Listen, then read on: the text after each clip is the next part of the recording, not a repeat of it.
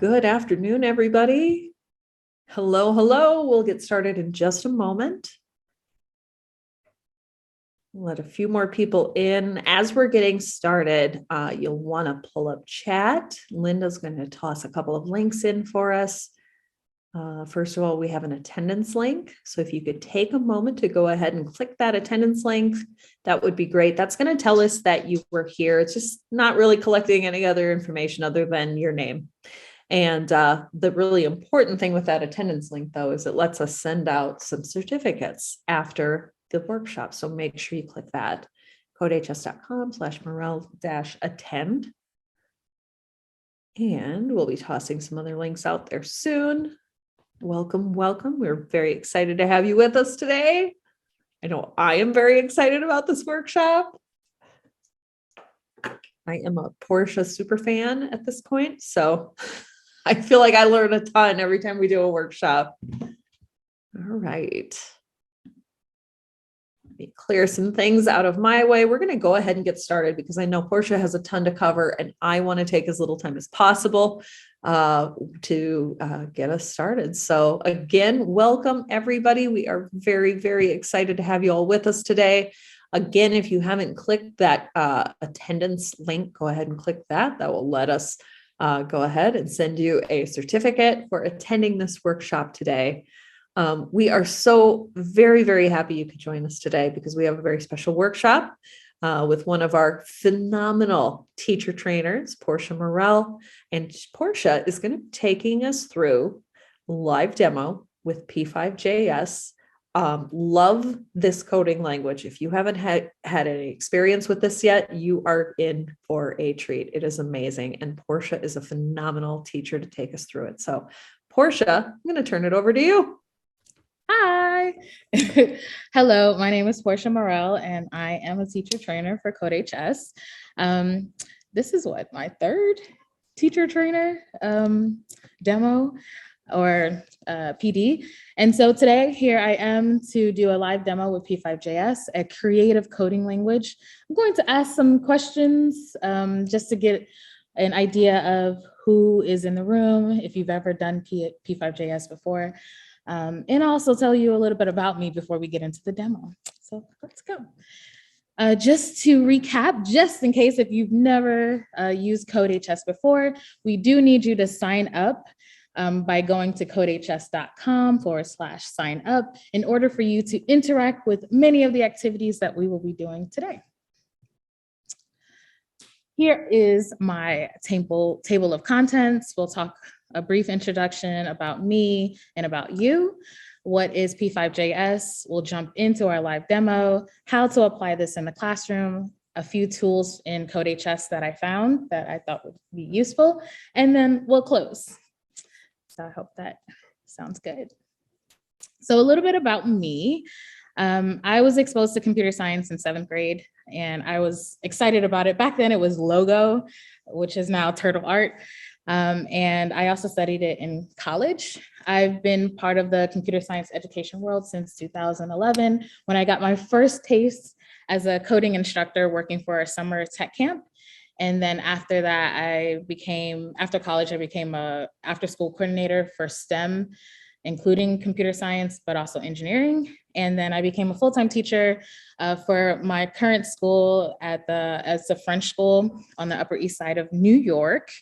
In 2017, so I've been here for about 5 years. And I specialize in curriculum development for computer science and making it fun, interactive, and trying to reach all of my students who are also bilingual. So that's an interesting approach as well, just to make sure that I can reach all of my students in both languages, French and English. So I am currently teaching 3 grades. I teach 8th grade for an hour and a half a week. And right now we are learning HTML and CSS. And I'm using CodeHS to teach my students how to do that. I am teaching for 9th grade an hour and a half per week as well. And we are currently not using CodeHS, but it's only because The mobile apps that I decided to use is a website called Thunkable, but we did do P5JS in our first semester, and many of the resources that I'm providing today are inspired or come straight from my first semester's lessons. So I help with some of the lesson planning for you. And then I also teach 10th grade for 2 hours a week. And we're currently learning Python. We're using CodeHS. We're learning about data structures and making lists. So now I would like to get to know a little bit about you. Why are you attending this session? And if you can answer that briefly in the chat, just to get an idea.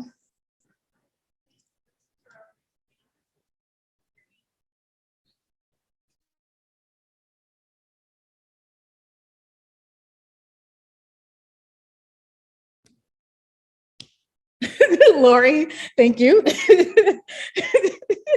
You mentioned before you didn't know anything about P5JS, so you will learn a lot. Katie, you want to learn P5JS as well? And I'm assuming others who have not answered in the chat yet are also interested in learning more about P5JS. Diana, I've been wanting to learn P5JS for a while, and all I know is that it's related to creative coding. This is true. You'll learn more today. And I love creative student projects. I love creative student projects, and know this will be a great tool. Yes, I actually have 2 samples that I can also show you of things that my students made this last semester. So I have one more question. Let's go back. I am actually trying this thing called Mastery Level. Oh, we have another one. I already teach my students processing, which is it's similar to P5JS. Just wanted to see the difference. Oh, yeah, great. We'll talk about it. So one more question for you. And that is on the scale of mastery level. I'm trying this with my 8th graders.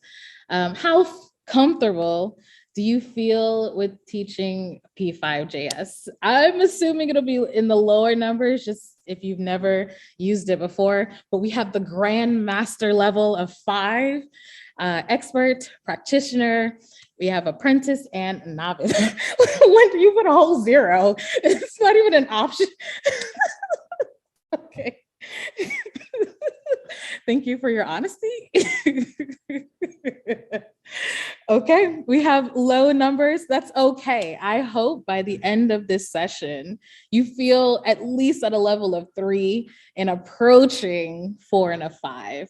You'll have the skill, you'll have the tool set that you need to continue on in your classroom. Okay, so let's get down to it. What is P5JS? I'm resourcing from the front page of P5JS.org. This is a great, I like the definition of what P5JS was on their page, so I just took it and I thought it was great. So it's a creative coding tool. It is written in JavaScript. So if you know anything about coding languages, the core coding language is JavaScript. It is more about focusing the coding to make it more accessible for not just students, but artists, designers, educators, beginners, anybody. P5JS is free. It's an open source software. P5JS has their own editor, but CodeHS also has an editor that we will be using today. And there are a lot of tools available on the actual website, which I will go over in a few moments. And if you want another word to connect P5JS with, I would say graphics. So graphic interface, I feel, is very important when it comes to students being able to see what they're coding. So normally in traditional text-based languages, you only see a text output. So P5JS allows you to see a visual output that matches up with the text coding that you have. And I believe in visuals, the kids get excited about it. So it is a big thing. So let's take a look at the website. If you go to p5js.org, which I have up already, this is the front page of P5JS. Now, P5JS is not the only language that is supported. It pretty much stands for processing. So up here, there are links to other websites that also are a different version of processing. So there's processing, which is the traditional version, which was created in 2001. I actually had to look this up because I've been using processing or some form of processing for a long time. I didn't even know when it first was created. So processing is written in Java. P5JS is written in JavaScript. We have a processing library, .py, is written in Python. So I've actually taught in Java, I've taught in JavaScript, and I've also taught in Python. And they have similarities. The only big difference is pretty much the syntax and the fact that they're different languages. So you can add the same rules for those languages. So the rules for Python, the rules for JavaScript, or the rules for Java into that into that processing language as well. There's also an Android and a Raspberry Pi version as well. So P5JS, why that versus the others? I can just briefly tell you the difference. So processing is the core. If you're not teaching Java, I don't know if I would use it, just because it's the commands are similar to P5JS and processing. However, when you want to add other commands from Java, you have to know how it works. And the syntax is a little bit longer and not as simple as JavaScript and Python. So I would say that's one difference. There's also a really cool IDE or editor that you can download, and there are a lot of libraries that go with the base of processing. That's pretty cool. And you can also make applications and make them run on their own if you use the processing's IDE, if you download it. So this is cool. JavaScript, because it works on the web, it's more, I would call it agile. And you can mix it with HTML and CSS, and it lives online. So it's a little bit easier to use. And then processing.py, from what the last time I used it, processing.py was only supported for version 2.7 of Python. I don't know if there is a version 3 version of processing. So this might be actually out of date if you're not using processing 2.7, or just knowing that there's a difference in the versions. So those are my quick overviews of what the difference is between the languages. Okay, so in this website, p5js.org, there are a whole bunch of different tools that you can use. There is a space for examples. You can get your students excited about what can be made in P5JS. I would recommend you looking through these, because some of them, you just may not have time for them to ever learn this at this level. So I like to show them examples that they can actually do, but there are a lot of examples in here that you can look through, and they're pretty cool. There is the most important thing for me for this session will be reference. So reference is the space where you can find all of the functions and variables and things that you can use in P5JS. And there are a lot of things. I actually have a second PD in a month from now in April that will just talk about this section alone, which is called DOM. And we will just focus on making shapes and making them interactive. And so this is what it looks like. So if you click on, let's start off with something simple like a ellipse. It will give you an overview or an example of using the code and what it looks like. Gives you a description, the syntax, and parameters. So this is very useful. I use the reference page a lot just because I end up forgetting what commands I can use. And I even inside the presentation added a reference document that I used with my students, and I actually printed it out just in case if I forgot a command. It's very helpful because this can be overwhelming if you just give this to a student who's new to P5JS. All right, any questions so far? Oh, our next session, yeah, P5JS and DOM will be April 6th. I'll mention it again at the end. All right, so hopefully you have an idea of what P5JS is. I actually am going to skip through before we get to the demo just to show you 2 samples of what my 9th graders were able to produce in their 2nd semester.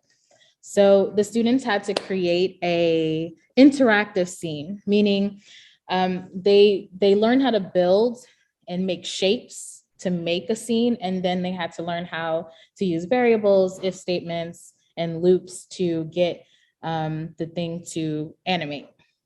So here, this student was able to get their fire to animate too.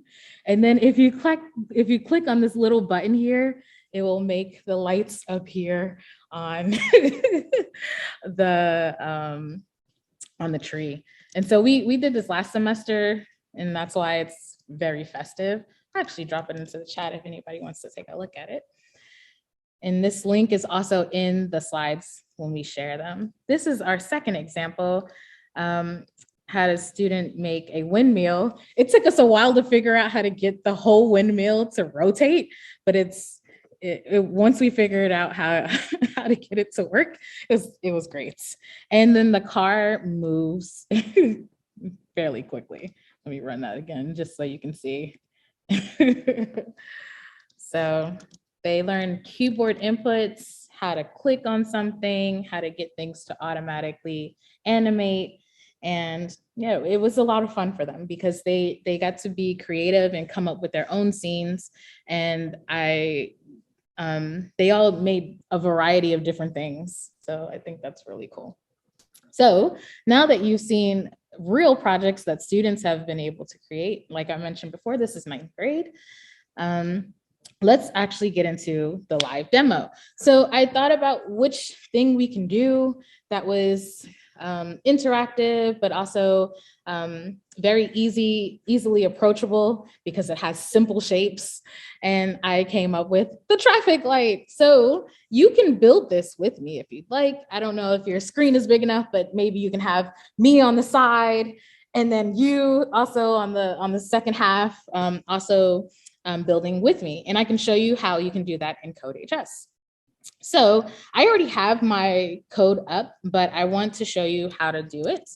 What you will do is you'll go to codehs.com. And if you have not signed up, you have to sign up first, but you will sign in.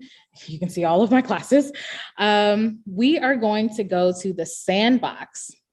Sandbox is located up here. And actually, I think I can put this right in the chat too. Copy. Sandbox. So Sandbox is a great area for you to just play around. My main view is for my actual classes, and this is where I put all of my lessons, but the Sandbox is where you can just play with different things. Actually, if you look at my programs on here, it's kind of random. I have different languages going on here. And so this is why the Sandbox is great.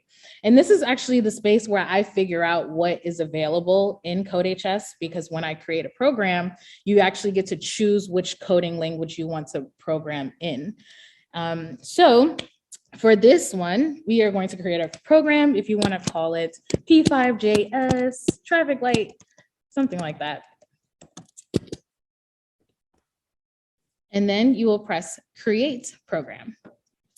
Once you create program, you now will get a window that asks you what program type would you like to select. And this is what helps me figure out what is available to my students to be able to use in CodeHS. Our P5JS will be under JavaScript. There's also processing, which is in Java. And in Python, there's no processing library, but I think there may be a way to get into it. I just haven't had the time to figure it out, because I do believe in the new editor, you can import libraries. So if you can find the P5JS, the processing library for Python, I think it might be possible, but I'd have to figure out the combination. So I'll do that offline and add it to the slides. So down here, JavaScript, we'll do P5JS. So you want to select this right here and then press create program. So if you give it a second, I find this entertaining that there's already a program in here, because if you press run, it's a smiley face. We're gonna delete the smiley face, and I will show you how to set this up. This is the section that will be deleted, but I'm going to go here to start here. I think I can share and give a copy. Is that true? I think I can copy. Let's see if that works. If you want, you could do show code too. Code. You see that checkbox? Yeah. And then if people would like to, you can fork a copy of this code to actually keep it and save it in your sandbox. Can we do that really quick? Or can your screen? Oh, sure. Hang on one second. So give me one moment. Bear with me for a second. I am working on one monitor, and so I feel just a little bit. Sound like me. All right, give me 1 second. I'll share my screen, and then Portia, I'm going to grab that link and demo that. Just want to show you all how you can fork copy. Yeah, so let me grab that chat, and all right. So here is Portia's sandbox. And once we're here, you should see the fork button right here. So when you click on fork, that means I'm going to make a copy of this sandbox. So this is a great way to share code between teachers, between students, just a great way to share a whole program. But in order to save and edit that program, you just need to make a copy. So I'm going to click on fork and view my program, and then it opens it up in my sandbox. Okay. Oh, can you all hear me yet? Okay. Yeah, we can. I had a little moment there. And that's it. Now it is my copy, and I can share that or I can edit that and save that. Thank you, Lori. You bet. So now that if you decided to fork, this is what you will have, and I'll go over the functions. If you did not decide to fork and you just use the create a program and press P5JS, you'll only see a draw function, and you will have to add a setup function. And I'll talk about the difference, and I'll also make notes. So one beautiful thing that I do with my code is I try to keep it as simple as possible and write as many notes as possible. Do all of my students read the notes? No, but some of them do. So let's just talk about notes. So you have to know the language. So in JavaScript, a single line note is 2 forward slashes. So you'll see it in green. Function setup is a space where you can write code that will run one time. So this function runs one time.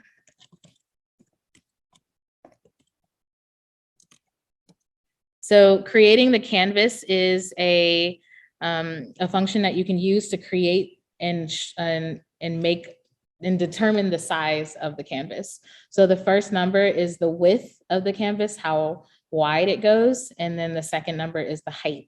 So if I change this second number to 500, it makes my canvas longer. I purposefully have it at 400 by 400, and that is just because I noticed my students, some of them had issues with X and Y coordinates, so I actually print out grid paper that is 400 by 400, so I try to stay to the same scale as the grid paper that I would print out for my students. I think we have a question. Oh, Lori, good, thanks. All right, so this will set up the canvas. So Python sets the size of the canvas, and it runs one time. And whatever else you put in here will only run one time as well. So that's why it's called setup. You normally want to create something and then never see it again.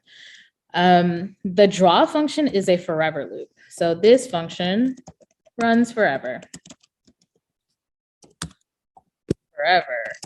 So you can think about this kind of like a flip book. Imagine a page turning 60 frames per second. But by default, there's one page flipping 60 frames per second.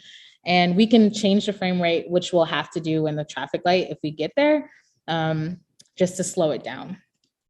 So right now I already have a command called background. So background will set the background color. And inside of the function, we can do color in 3 different ways. I actually have a reference document to this. Just want to pull it up so you can see what I mean by keeping it a little bit simple. So these are different ways to add color. I can add grayscale, red, green, blue. I can also write the word, the color word in quotation marks. And we can do this thing called hex as well, which contains a hashtag. It's called hex color. So I can do any of those ways, but for now, I think it's best to keep it simple and just put a color in quotation marks. Thank you, Linda, for sharing. So that's the background. Now let's set up our space to be able to draw. There is something to mention. We have the canvas for drawing is a little different. The X and Y coordinates are not in the center. They're located on the top left corner of the screen. And this is actually true for any display. The origin is on the top left corner. So for some of my students, they never actually fully get it. And this is why I have the grid paper. So for the X location, they're fine with that because it looks natural. It's positive going to the right. But for the Y, the bigger the Y, the further down it goes. So it's a little different for some students to just wrap their head around. But there is a way for me to add text to know exactly where the X and Y location is on my canvas without drawing. So if you don't have this grid readily available to you, you can write one line of code. So what we will do is add some text to the screen. So to add text to the screen, we say text, and we use the parentheses. An interesting fact, any function that you use in P5JS in most languages, you will always see parentheses. Whether or not there's something in the parentheses depends. So this function has a parentheses, but there's nothing in there. But this function has parentheses and there's something in there. So it just depends on the command. So the text command, we will display the X and Y location. And I want to display it with there's some variables that already exist in P5JS, and 2 of the variables that we will use that exist in P5JS are called mouse X and mouse Y, which will tell us the X and Y location of where our mouse is, which is very helpful for students to try to figure out where they are on the canvas. So we will say X in quotes, and then I'm going to add a colon. You'll see why. Outside of the last quotation mark, but inside the parentheses, we will add a plus. A plus sign inside of text means to join something together or glue something together. So we will glue the text X colon with a variable called mouse X with a capital X. And I will also add a a location for where this text will go by adding a comma. And I'm going to guess up here that is around 200 on the X and maybe about 50 on the Y. So I will run this so you can see what we're doing. So here we have, when I move my mouse around, especially left and right, it will tell me the exact location of my mouse on the X. I'm gonna move this up a little bit.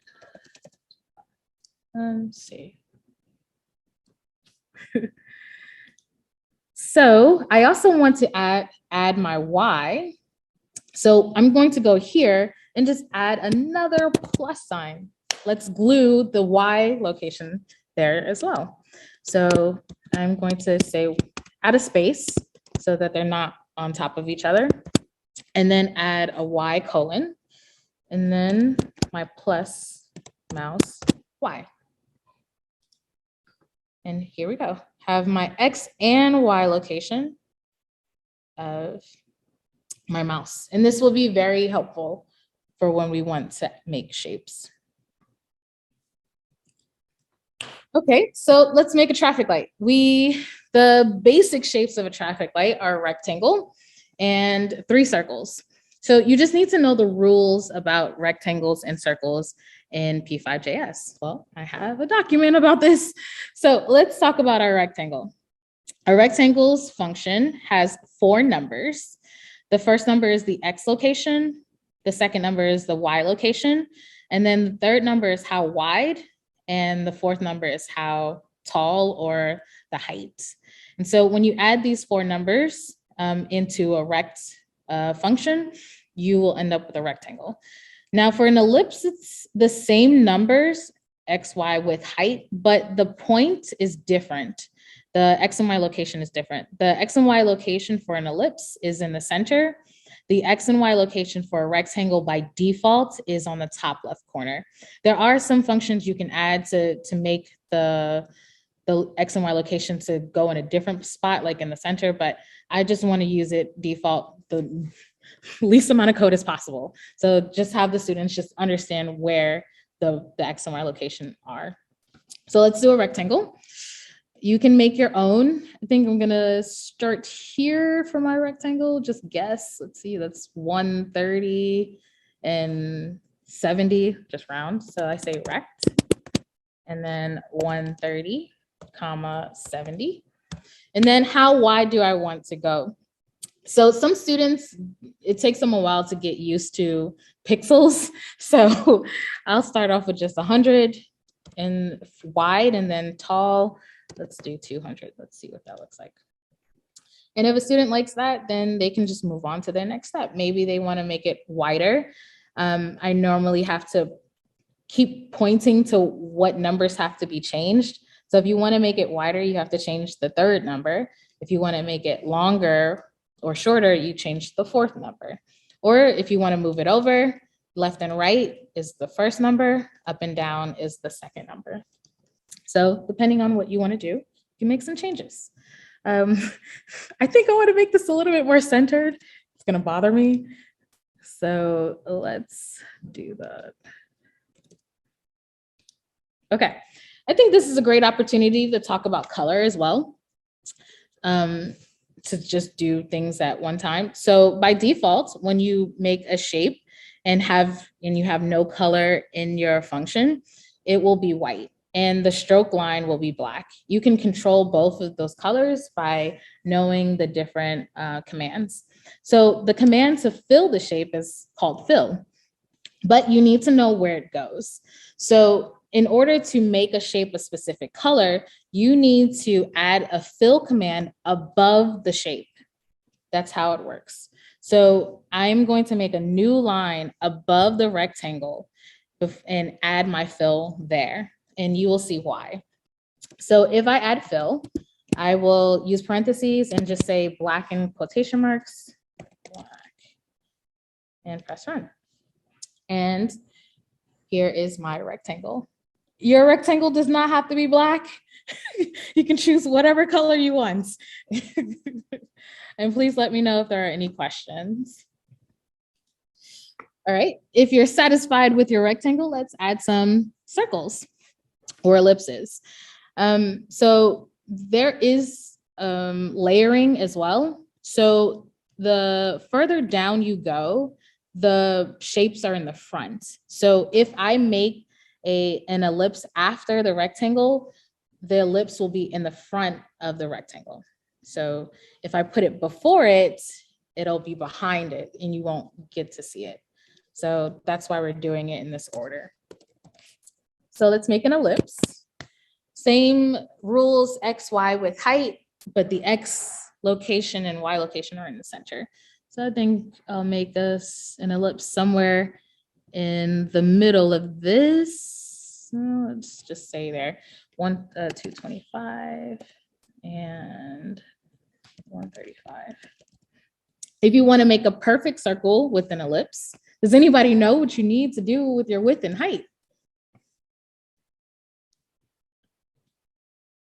A perfect circle.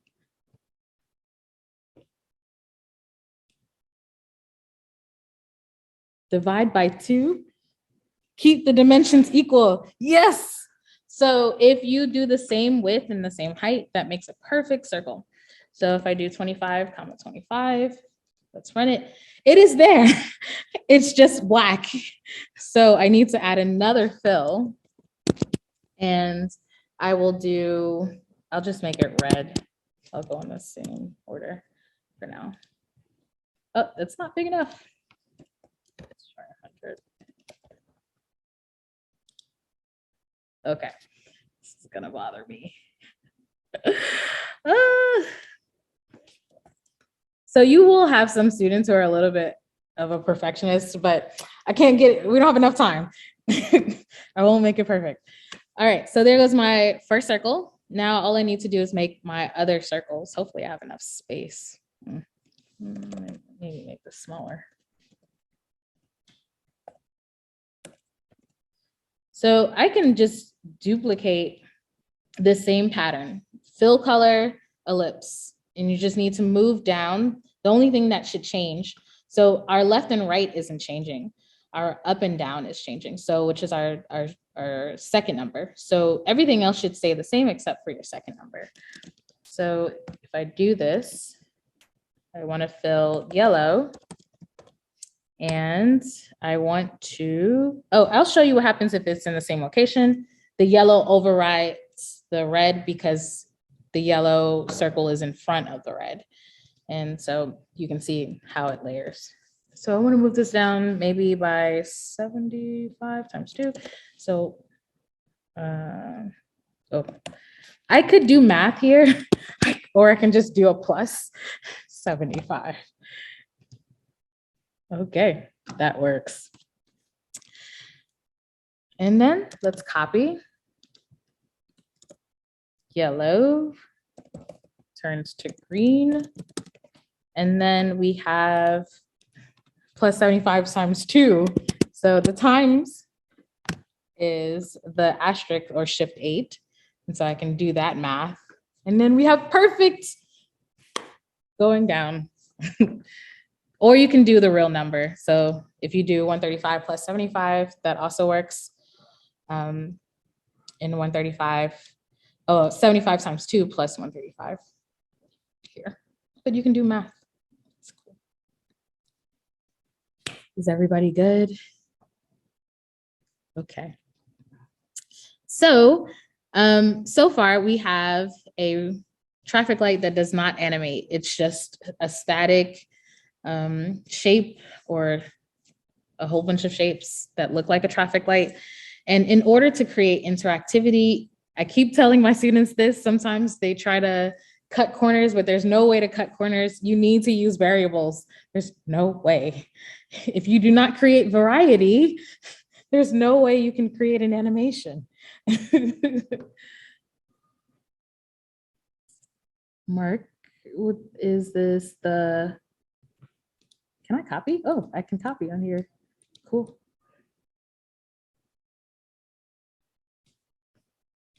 Thank you for sharing. There's no difference, right? This is the same, similar.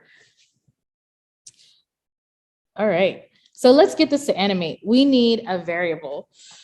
So to make a variable, there are multiple places you can make this variable. You can do it outside of the function at the top. I normally have my students make their variables at the top so it's organized. So we want to make a variable that will go through the colors. And we actually will change these colors back to white or black, and then make the color cycle through over time. So let's make a variable. I'm going to put it on my first line. So making variables here. There's a rule that works in this editor versus a different editor. I'm going to try one thing, but if it doesn't work, I'm going to change it.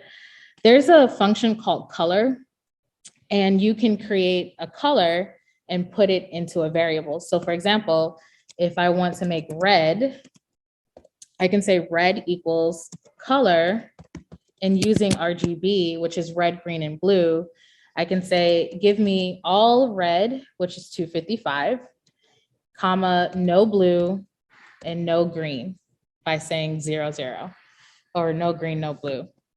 And that will create a variable. I just want to make sure this will still run without problems. And if I want to test to see if red still works, I can go ahead and go down to my fill where I have the text red and get rid of the quotes and use the variable red. And that does not work. I wonder if red is I think red might be a variable. It is. It's a function. Okay, can't use red. Let's use R. Let's try that again. Okay, so let me move this here really quick. Okay, all right, so I need to move my variables into the setup function, and there is a reason for that. There was an error. It doesn't show you the errors. That probably would be the only con about this editor, that it doesn't show you the errors in this editor. You would have to inspect it and read the console in order to see the errors.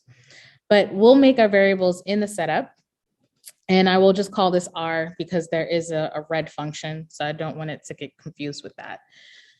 We'll make a green, but I'll just use G and say color. And RGB, so no red, all green, and no blue RGB, yeah, so 0. And then we can replace green with G to make sure it still works, and it does. It's a brighter green, it's okay. And then yellow. Yellow is 255 on the first two, I do believe, comma, 255, 0. And let me test this. Y. Okay, perfect, that works. So I just made 3 colors and saved them into a variable. So R, G, and Y. And I replaced those word colors, red, yellow, and green, and replaced it with a variable here. And you can test it just to make sure that they all work and that your code can still understand what R, G, and Y stand for before we continue. So if it does work, we are actually going to make our default color. We're going to make a variable called default, or no color. I'm trying to think of a good variable name. Lights off. Lights off. Okay, we could go with that. Oh, actually, it's not always off, but it's going to, oh, I got it. Current color. There we go. I can spend hours trying to figure out the right variable names. So current color, we want to be white at the start. And the current color will control which color we currently are cycling through.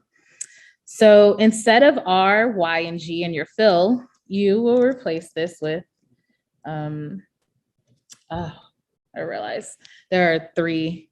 We can't do the same variable for 3. Okay, so we need 3.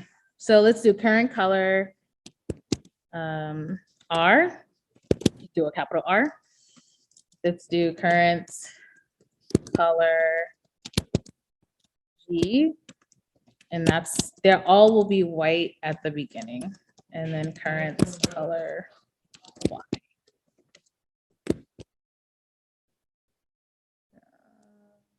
They don't have to be in the same order. I realize I did RGY. It's supposed to be RYG, but it's fine. And then we will replace all of these variables, C, Y, and G, with that current color variable. So current color current color Y, and then current color G. Whatever way you named your variables, just be consistent. So I did a capital for these two letters, and C and R. So you just want to make sure that they stay consistent, whatever way you name them. So let's run. You should test every step of the way just to make sure things are still working. So now all of our current colors are white, and we want to set our current color based off of the frame that it's currently on. So let's talk about frames. So like I mentioned before, there are 60 frames per second. So you can divide up the frames, and there's a variable for you to know what current frame you're on. And you can actually test it if you would like to see what it looks like. It's called frame rate. So frame rate and frame count. So frame count, it will tell you what the current frame is, and we can just display it on the screen in text to just see what the current frame count is. So this never ends. It just will keep cycling until you just stop it. But frame rate allows you to control how fast something moves. So you could say by using math, like if you're dividing the frames by 60 divided by 4, that is what, 15? So every 15 frames, change the color. You can have it do something like that. You could do some interesting things. So let's see if we can make that work. So first off, I just want to display so you can see what the frame rate looks like. You don't have to do this. I just want to show you how it works, frame count. So I want to display this in a text box. Can't remember. I think print. No, I don't want to do print. If you do print, it makes it the page print. So I won't do that. Text. So I want to display the frame count just so you can see it. Frame count at the bottom or the left side. Let's do 50 at 50. Sure. And I need to set the fill color for my text because it's white. So let's do black. Okay, so here's my frame is really fast. So if you would like to slow it down, inside of your setup, you can add a function called frame rates with a capital R. And inside of the parentheses, you decide how fast you want your frame rate to go. So like I mentioned before, by default, it's already 60. So if I do 30, it will slow down just a little bit. The frames, let's see, let's try 15. Yeah, so it's slightly slower. So you can decide what type of frame rate you want to do. I'll keep it at 30 and see how that works. Now, everything else will just be, we're going to change the color by adding an if statement and looking at what our current frame count is and dividing it by a specific number. Since there's 3, I'm trying to think about the math. My brain is shutting down about math. I think I'll do 60 and then do every 15. So there's a way with math and this thing called modulus to find out when you have hit a specific number, when it's divisible and it has no remainder. So if I said at the first 15 frames to be red, and then after you can divide by 15 and there is no remainder, then change the color. That's it's kind of like a math way to do it. So that's what we'll do. So let's see, here is where we want to change to red. So what I'll do is add an if statement around these two functions. So I'm going to say if frame counts is, trying to think about how I want to do this, less than or equal to 15.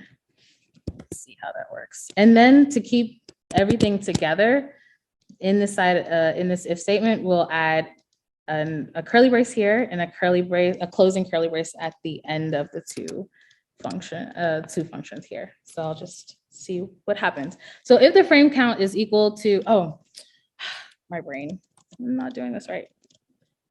I just want to change the color.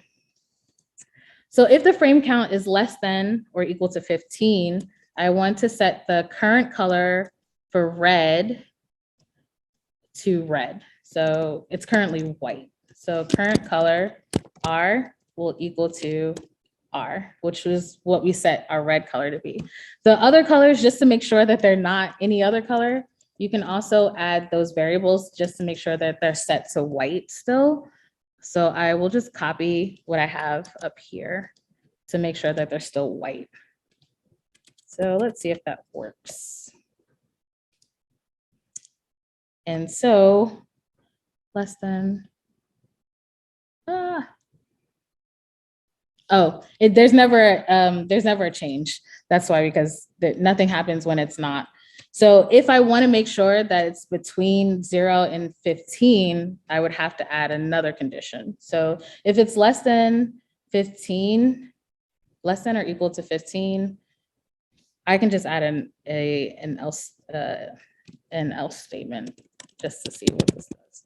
So if it's less than or equal to 15, set it to red, else set them all back to white just to see how it works.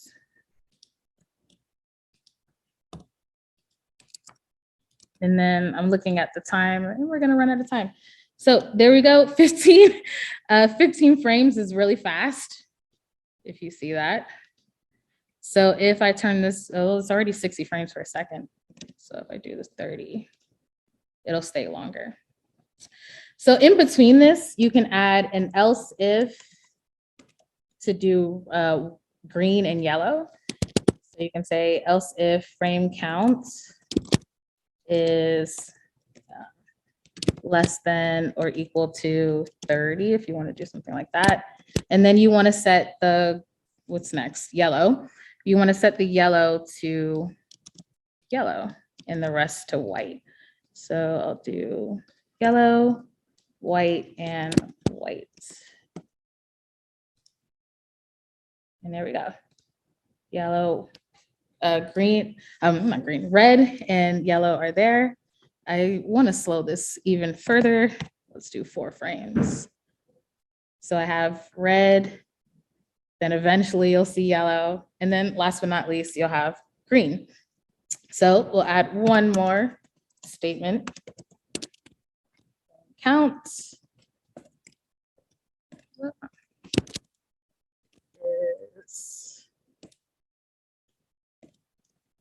less than or equal to 45 if I'm keeping the same thing. And I want to set the green to green. G. There we go.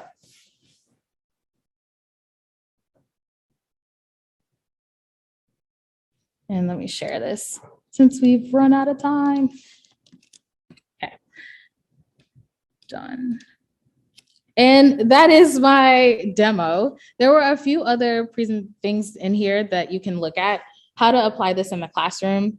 I wanted to just briefly go over it. These are things that I actually did in order to apply it to my classroom. And there's a lot of samples of how I scaffolded, differentiated, added extra options for students who wanted to go farther, how to collaborate with math and physics, as well as previous videos where I talk about how to put this in CodeHS and a picture of how you can put this in, what it would look like, a sample of how it would look in CodeHS. And then last but not least, there are some additional resources that I used from my first semester in the next slide, as well as a couple of tools that are available in CodeHS, such as if you don't want to do the P5JS option. CodeHS has a graphics option that they made themselves, and they have documentation about how to use the graphics interface that already exists in CodeHS. So this is another alternative that you can use, as well as a couple of examples from the problem bank for P5JS as well. And yeah, questions, more resources, other ways to get involved. And at the end, you also get a link to the survey for this workshop. An hour runs so fast. Portia, it did go way too fast because I was flipping between my screens and coding with you and trying different things, and I loved every second of it. That was awesome. Thank you so much. Yeah, so I had dropped a couple messages into chat that we will be sending out the follow-up. You'll get the recording, you'll get Portia's slides, you'll get everything that she did. So you'll be able to follow along with this. This was so much fun. I was having a blast. And yeah, Alinda also tossed a link into chat with workshop survey. If you could take a moment to fill that out, give us your feedback. We would so appreciate that very, very much. We love bringing you these workshops, and we especially love bringing you teacher trainer workshops. You all have the best ideas, and you're in the classroom and you know what works with kids. So we absolutely love having teacher trainers do some workshops for us. So thank you again, everybody. Does anybody have any questions before we wrap? Awesome. Yes, lots of thank yous to Portia. You are amazing. I can just picture you with your students, and I imagine how much fun this would be. And it makes me just want to come see you teach. This was great. Thank you. Thank you, everybody, for coming. Now, don't forget to fill out that survey, and then make sure to head out to codehs.com/freepd. That is going to send or take you to the page where you can see all the rest of our workshops. Remember, Portia has another P5JS coming up, P5JS and DOM interactivity on April 6th. So make sure you register for that. Even if you can't come, you still get the recording. And we've just been posting today, yesterday or today, a bunch more workshops that are coming up, several from teacher trainers. So make sure to sign up for all of them. We definitely will not limit you on that. So again, Portia, this was so much fun. I am probably just gonna code tonight. So because it was just fun. Absolutely loved it. So thank you so much. And thank you all for coming tonight. Can't wait to see you at the next workshop. Thanks, everybody.